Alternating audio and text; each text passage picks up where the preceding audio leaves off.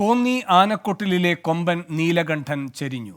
കോടനാട് നിന്ന് 2 വർഷം മുൻപാണ് ആനയെ കോന്നി ആനക്കൊട്ടിലിൽ എത്തിച്ചത്. കുറച്ചുനാളായി രോഗബാധിതനായിരുന്നു. ശ്രീജിത്ത് ശ്രീകുമാരൻ പത്തനംതിട്ടയിൽ നിന്ന് കൂടുതൽ വിവരങ്ങളുമായി ചേരുന്നു. ശ്രീജിത്ത്, എന്താണ് വിശദാംശങ്ങൾ? ആനകളിൽ പ്രധാനിയായിരുന്നു ഈ കൊമ്പനായ നീലകണ്ഠൻ. 27 വയസ്സായിരുന്നു.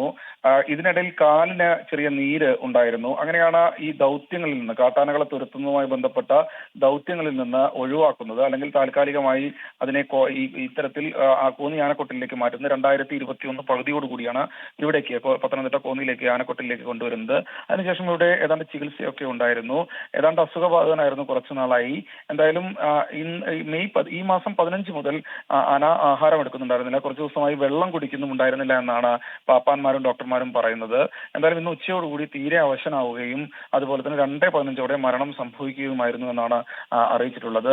27 വയസ്സായിരുന്നു. പ്രധാനപ്പെട്ട ദൗത്യങ്ങളിലൊക്കെ തന്നെ നീലകണ്ഠൻ സജീവമായിരുന്നു. എന്തായാലും മൃതദേഹം ഇപ്പോൾ പൊതുദർശനത്തിന് വെച്ചിട്ടുണ്ട് കോന്നി ആനക്കൊട്ടിൽ. അല്പസമയത്തിനകം സംസ്കാരം നടക്കുമെന്നാണ് അറിയിച്ചിട്ടുള്ളത്. ശരി, ശ്രീകുമാരൻ പത്തനംതിട്ടയിൽ നിന്ന്.